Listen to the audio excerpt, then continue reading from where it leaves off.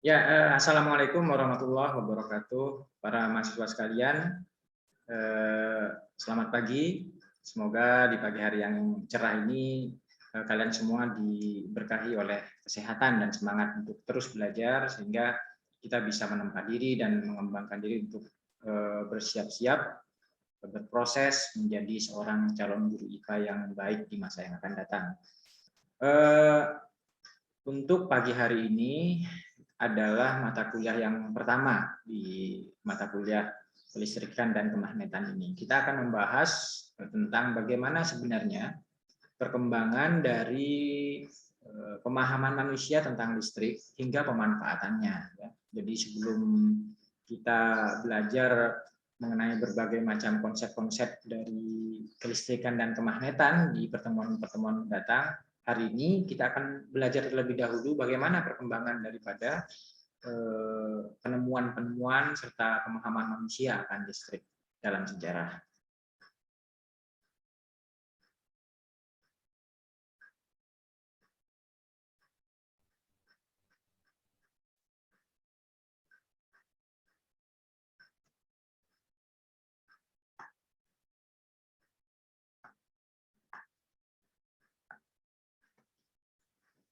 Ya, listrik adalah sesuatu yang benar-benar melingkupi kehidupan semua manusia saat ini.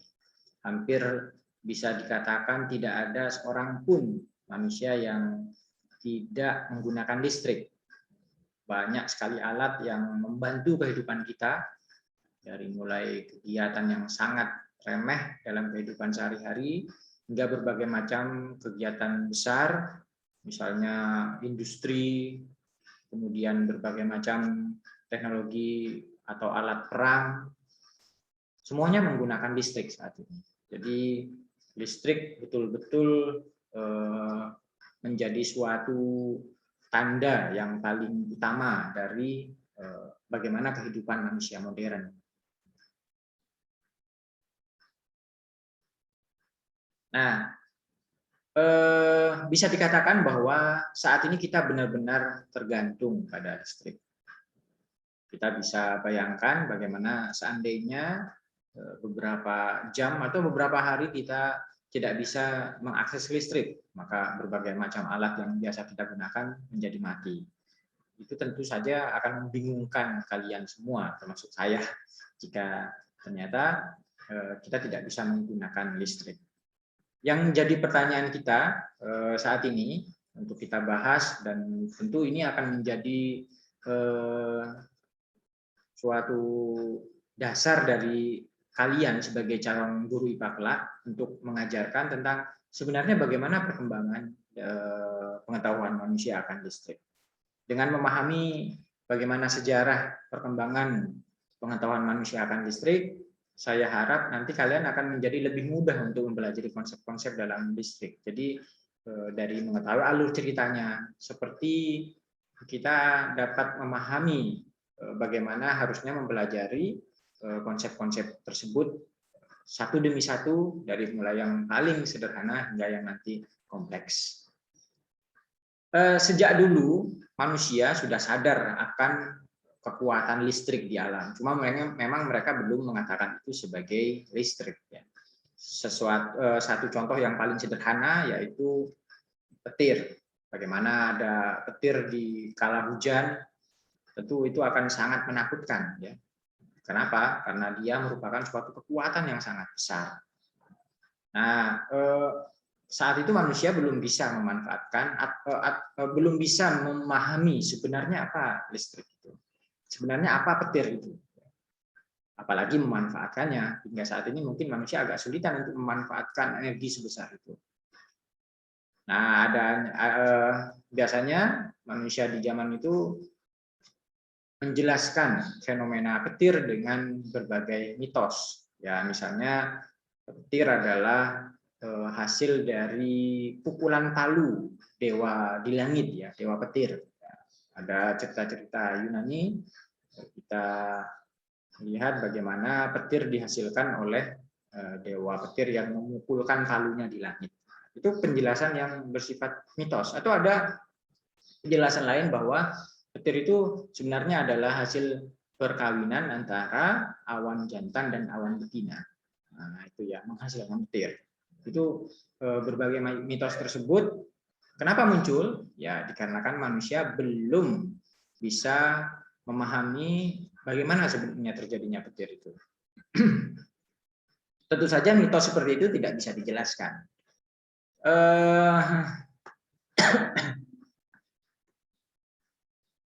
Sejak dulu manusia sudah berupaya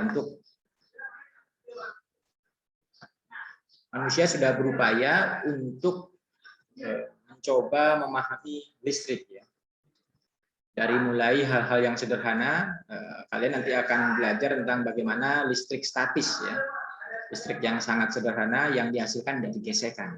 Tetapi yang paling fenomenal yaitu dimulai pada tahun 1700-an, filsuf alam itu yang bernama Francis Hauksbee menemukan bahwa bola kaca yang diputar terus-menerus akan menghasilkan listrik. Kalian coba lihat di gambar tersebut, ada sebuah bola yang terbuat dari kaca, dia dihubungkan oleh alat kayu di bawahnya, sehingga bola tersebut akan terus berputar. Ya. Ternyata putaran dari bola kaca itu akan menghasilkan listrik ya. Jadi nanti bola kaca itu akan dihubungkan dengan kawat ya. Tapi belum ada penjelasan kenapa listrik itu bisa dihasilkan dari peristiwa seperti itu. Nah, tapi mulailah manusia menduga-duga dari berbagai macam aktivitas observasi, penelitian, dan juga percobaan yang dia lakukan, mencoba-coba untuk memahami apa sebenarnya listrik dan bagaimana cara untuk memanfaatkannya. Pada tahun 1729 lebih lanjut, Stephen Gray ya, dan Greenfield menemukan bahwa listrik dapat mengalir pada jarak jauh ya, asalkan ada kontak antara benda yang mengandung listrik tersebut. Ya. Jadi dari konsep baru ini didapatkan suatu hal baru ya tentang listrik, yaitu bahwa dia adalah sesuatu yang mengalir. Jadi bisa dialirkan dari suatu benda ke benda yang lain, asalkan ada sentuhan di antara benda tersebut. Nah ini aliran inilah yang nanti akan terus berkembang. Jadi konsep tentang aliran ini akan terus berkembang hingga benar-benar menghasilkan konsep listrik seperti yang sekarang ini. Selanjutnya pada tahun 1752, sebuah pembuktian yang dilakukan oleh Benjamin Franklin. Ini suatu fenomena yang saya pikir sangat fenomenal ya. Jika kalian suka membaca buku atau menonton film-film anak misalnya, kalian akan bertemu dengan salah satu peristiwa fenomenal ini, di mana Benjamin Franklin saat itu masih muda.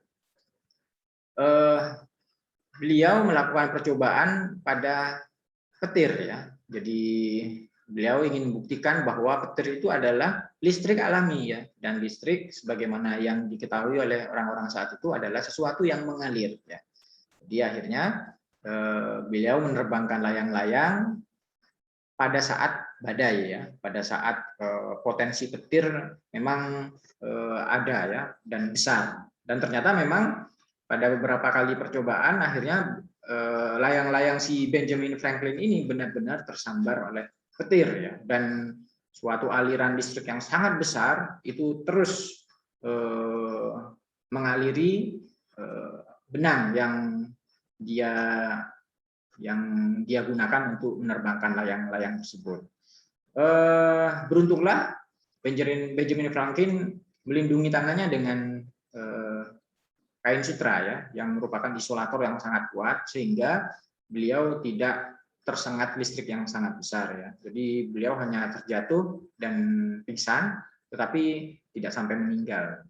Ini sebuah pembuktian dalam sains ya. Jadi sains betul-betul memperkuat konsep-konsepnya dari pembuktian-pembuktian bahwa kilat atau petir itu adalah sebuah energi yang kita kenal sekarang dengan listrik. Kemudian dia seperti halnya konsep listrik yang sudah dipahami oleh banyak di saat itu adalah sesuatu atau sebuah energi yang bisa mengalir, merambat pada suatu benda ke benda yang lain asalkan ada sentuhan di situ. Nah, di situ juga didapatkan suatu pemahaman baru bahwa ada istilah isolator listrik ya. Jadi dari kain sutra yang digunakan oleh Pak Benjamin itu membuktikan bahwa ada suatu bahan atau ada bahan-bahan yang bisa menghambat listrik dengan kuat. Ada bahan-bahan lain yang bisa menghantarkan listrik yang disebut dengan konduktor. Jadi pemahaman tersebut harus dibuktikan sebagai suatu konsep yang betul-betul valid. Pada akhir 1700, Luigi Galvani, seorang ilmuwan fisika, menemukan bahwa otot hewan saat itu dia bereksperimentasi dengan kata ya. Ternyata otot hewan itu dapat mengalami gerakan ketika diberikan listrik ya. Sehingga ia berpendapat bahwa di dalam tubuh hewan terdapat bahwa hewan bergerak itu sebenarnya melalui dengan menggunakan energi listrik yang ada di dalam tubuhnya. Jadi ada berbagai aliran listrik dalam tubuh hewan termasuk manusia, dan itulah yang menggerakkan tubuh kita. Dalam pembuktian hingga zaman modern, kita juga akhirnya mengetahui bahwa sel-sel tubuh kita ternyata juga mengandung muatan-muatan listrik, termasuk bagaimana kita berpikir, impuls saraf yang mengalir di dalam pikiran kita, itu sebenarnya merupakan aliran listrik. Tapi kita tidak kesetrum ya, walaupun muatan listrik kalau dijumlah di dalam tubuh manusia itu sangat besar. Ada suatu mekanisme yang membuat energi listrik itu bisa dimanfaatkan oleh tubuh tanpa harus ada kerusakan di dalam tubuh kita. Tapi itu pembahasan lain tentang biofisika. Galvani yang menemukan tentang adanya energi listrik dalam tubuh hewan itu mendorong temannya Alessandro Volta untuk juga meneliti listrik, dan akhirnya Pak Volta ini menemukan cara untuk menghasilkan listrik dari suatu alat yang lebih efektif ya, bisa dibawa kemana-mana. Sebenarnya saat itu para ahli juga sudah mulai bisa menghasilkan listrik, tapi dari alat-alat yang tidak bisa digunakan oleh banyak orang, mungkin hanya di lab. Nah, mulai dari Alessandro Volta inilah beliau bisa menghasilkan alat listrik yang bisa dibuat dan dijual sehingga dimanfaatkan oleh banyak orang. Itu cikal bakal dari baterai saat ini ya. Tapi saat itu bukan berbentuk baterai seperti saat ini, melainkan seperti yang ada pada gambar. Alat itu disebut dengan elemen volta ya. Jadi terbuat dari beberapa jenis logam yang disekat oleh suatu elektrolit ya, mirip dengan baterai saat ini ya. Jadi bagaimana seng dan bagian tengah karbon itu disekat oleh suatu pasta elektrolit ya. Ternyata elektrolit itulah yang nanti akan menghasilkan muatan listrik, dan dia mengalir dari jenis logam yang berbeda yang berfungsi sebagai kutub positif dan kutub negatif ya dari listrik yang nanti akan dihasilkan. Itu jadi ini suatu perkembangan yang sangat pesat saat itu. Jadi mulai akhir tahun 700-an Pak Alessandro Volta akhirnya mulai pertama kali membuat suatu alat yang bisa dipakai oleh manusia secara umum lebih luas untuk memanfaatkan listrik. Tapi tentu saja problem saat itu adalah tidak banyak alat yang bisa dimanfaatkan. Ya, jadi belum ada alat-alat yang belum ada alat-alat yang menggunakan energi listrik sebagai sumber energinya, sehingga penemuan Alessandro Volta ini juga lebih banyak ke arah penelitian-penelitian yang dilakukan oleh banyak orang gitu ya. Pada tahun 1820 Hans Christian Ørsted itu dalam uji cobanya ternyata menemukan suatu konsep baru tentang listrik ya. Jadi ketika Pak Volta ini melakukan eksperimen di depan para mahasiswanya tentang bagaimana listrik itu mengalir dalam kawat ya, tanpa sengaja kompas yang ada di dekat kawat tersebut ternyata jarumnya itu bergerak, ya, berputar. Nah, akhirnya temuan tidak sengaja itu mengantarkan Pak Oersted untuk terus melakukan penelitian mengenai hubungan antara magnet dan listrik. Dari penelitian-penelitian yang dilakukan oleh Pak Oersted, akhirnya ditemukanlah suatu konsep baru mengenai hubungan antara listrik dan magnet, ya. Jadi listrik yang mengaliri sebuah kawat ternyata dapat menghasilkan suatu medan sirkuler magnet, ya, satu medan berputar, ya, dari magnet yang nantinya akan disebut dengan hukum Oersted. Nah, kalian bisa lihat di gambar itu bagaimana medan listriknya, putarannya itu dihasilkan oleh listrik yang mengalir pada sebuah kawat. Penemuan Oersted itu terus akhirnya menginduksi, akhirnya memotivasi banyak peneliti lain untuk terus meneliti tentang listrik. Ada seorang peneliti yang disebut dengan André Marie Ampère, ya. Ini salah seorang peneliti yang paling berjasa dalam bidang kelistrikan, ya. Beliau terus meneliti tentang bagaimana hubungan antara listrik dan magnet, ya, Pak Ampère ini. Ampère menyatakan bahwa yang mengalir pada peristiwa listrik adalah molekul elektrodinamika, ya. Jadi beliau menyebutnya, ya, aliran listrik itu yang mengalir itu disebut molekul elektrodinamik, ya. Nah, nanti akhirnya itu akan terus berkembang. Penemuan itu akhirnya orang menyebutnya dengan istilah elektron. Nah, karena elektron maka elektrik, ya. Maka akhirnya istilah dari energi yang kita gunakan pada yang mengalir pada kawat itu disebut dengan elektrik, atau dalam bahasa Indonesianya ada listrik. Salah satu penemuan Ampère yaitu hukum Ampère, ya, yang dikenal dengan hukum dengan kaidah tangan kanan, ya. Jadi kalau ada jempol pada tangan kanan itu, jempol itu menunjukkan arah dari aliran listrik, ya. Kemudian keempat jari yang lain yang menggenggam itu menunjukkan arah dari putaran medan magnet. Itu Ampere's law, seperti itu. Selanjutnya penelitian para ahli terus berkembang hingga pada tahun 1827 ada seorang dari Jerman namanya George Ohm membawa temuan baru. Dari penelitiannya dia menggunakan elemen volta sebagai bahan untuk penelitian. Dia terus meneliti elemen volta itu. Dan akhirnya dari penelitian-penelitiannya Ohm mendapatkan temuan bahwa arus listrik selalu berbanding lurus dengan tegangan. Ya. Jadi ketika arus listrik naik, maka tegangan naik, atau sebaliknya ketika tegangan dinaikkan, maka arus listrik menjadi juga lebih besar. Sehingga kita bisa mengambil kesimpulan bahwa arus yang mengalir itu disebabkan oleh perbedaan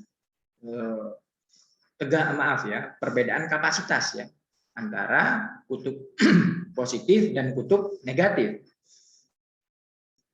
atau yang disebut dengan tegangan, ya. Sehingga dia selalu berbanding lurus. Kemudian Ohm juga akhirnya mendapatkan suatu temuan yang lain bahwa di dalam setiap penghantar atau kawat itu selalu ada suatu aspek atau suatu bahan yang menghambat, ya. Dalam setiap bahan itu pasti ada hambatannya, ada nilai hambatannya. Jadi tidak bisa mengalirkan listrik dengan sempurna. Nah, ada bahan-bahan yang nilai hambatannya tinggi.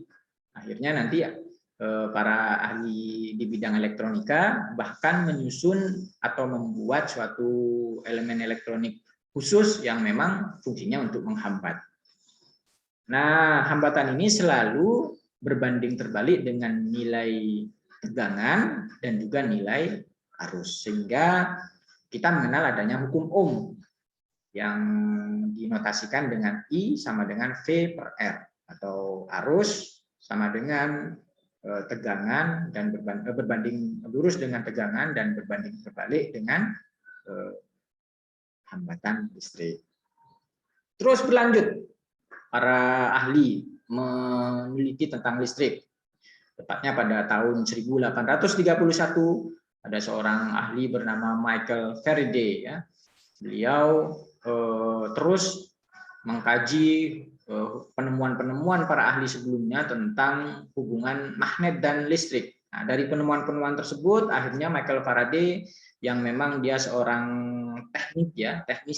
teknisi, beliau senang membongkar pasang alat-alat, akhirnya membuat suatu motor listrik atau generator pertama. Dari motor listrik itu yang dibuat Faraday itu, akhirnya manusia sampai sekarang bisa menghasilkan listrik dengan jumlah yang sangat besar dan memanfaatkannya untuk banyak hal. Ya. Jadi ya kita bisa kenal bagaimana dinamo, bagaimana generator listrik yang dipakai di setiap tempat, atau bahkan generator yang ada di pembangkit listrik.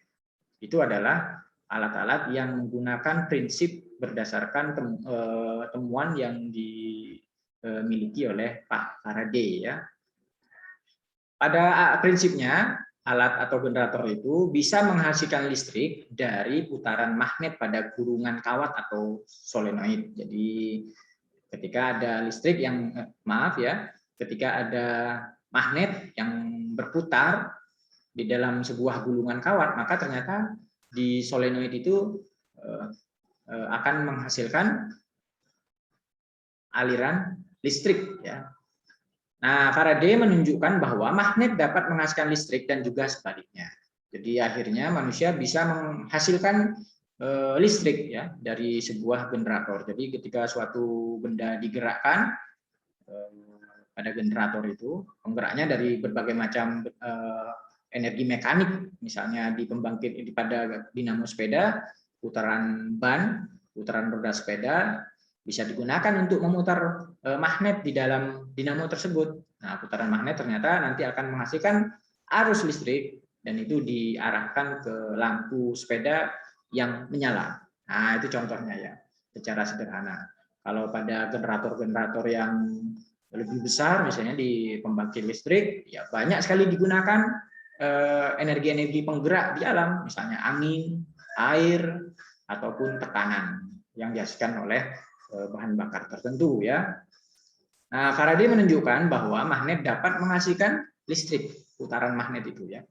Kemudian beliau juga menunjukkan pada aspek sebaliknya bahwa listrik yang mengalir pada solenoid itu ternyata bisa memutar magnet ya, dan itu digunakan untuk alat yang bekerja sebaliknya ya. Misalnya ya kipas angin atau benda-benda yang berputar ya. Di situ justru yang bekerja adalah sebaliknya.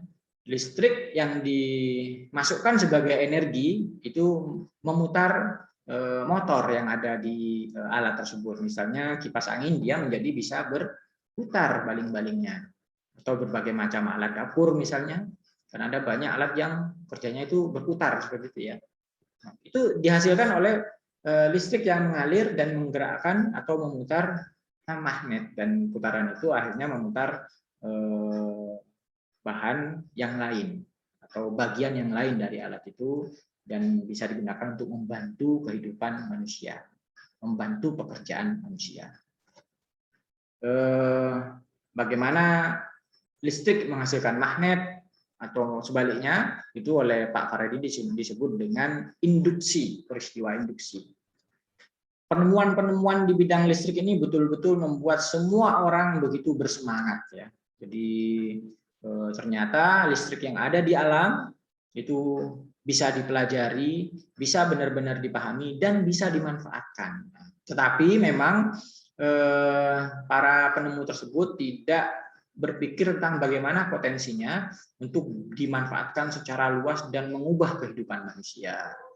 Nah, yang memiliki ide cemerlang untuk memanfaatkan listrik untuk bisa mengubah kehidupan manusia secara masif, secara massal, itu namanya Pak Thomas Alva Edison ya. Beliau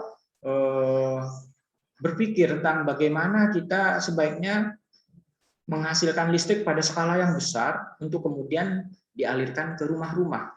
Dan listrik yang dialirkan ke rumah-rumah tersebut bisa menghidupkan berbagai macam alat ya. bisa mengaktifkan berbagai macam alat yang membantu kehidupan manusia. Nah, salah satu yang paling utama adalah bola lampu yang ditemukan sendiri oleh Pak Thomas Alva Edison, ya, sebuah bola lampu yang efektif, yang bisa dipakai dan bertahan lama. Nah, untuk mewujudkan cita-cita itu, Pak Edison bekerja sama dengan orang terkaya saat itu, orang terkaya di Amerika dan juga terkaya di dunia saat itu, Pak J.P. Morgan. Jadi akhirnya dimulailah suatu proyek besar untuk membuat suatu pembangkit listrik yang dialirkan ke rumah-rumah dan menghidupkan banyak sekali lampu sehingga berbagai macam pekerjaan dapat terus dilakukan pada malam hari. Kemudian mulailah alat-alat baru ditemukan yang sumber energinya adalah listrik. Mulailah kehidupan manusia berubah hingga saat ini, ya. Hingga saat ini manusia atau para ilmuwan tentunya itu terus berinovasi menghasilkan alat-alat yang menggunakan tenaga listrik. Mulai dari alat mekanik hingga alat-alat yang sifatnya adalah teknologi informasi yang sangat masif berkembang saat ini. Handphone yang kalian pegang itu energinya energi listrik dari baterai yang tertanam di dalamnya.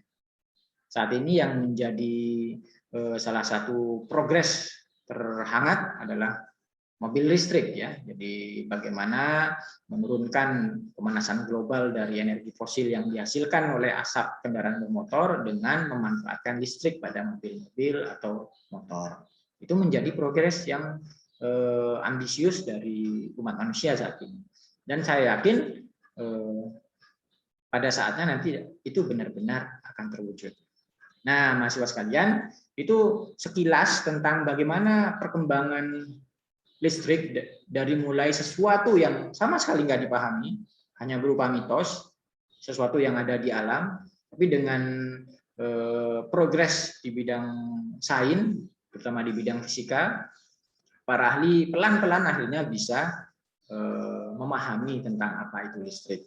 Dan pemahaman yang terus bertambah itu akhirnya secara pelan-pelan bisa menghasilkan berbagai macam teknologi yang membantu kehidupan manusia saat ini. Dan yang kita tahu saat ini adalah hidup kita benar-benar nggak bisa lepas dari listrik. Itu yang bisa saya sampaikan. Untuk pertemuan-pertemuan selanjutnya kita akan membahas satu persatu konsep-konsep listrik yang tadi sempat dibahas sedikit demi sedikit dalam perkembangan itu. Kita akan membahasnya. Apa yang dimaksud dengan misalnya arus listrik, apa yang dimaksud dengan hukum Ohm dan lain sebagainya, ya. Jadi pelan-pelan nanti kita akan membahas satu persatu dalam mata kuliah kelistrikan dan kemagnetikan ini. Setelah ini mungkin ada pertanyaan-pertanyaan dari kalian, bisa diungkapkan, mungkin kita bisa membuat diskusi dari ini. Terima kasih atas perhatiannya.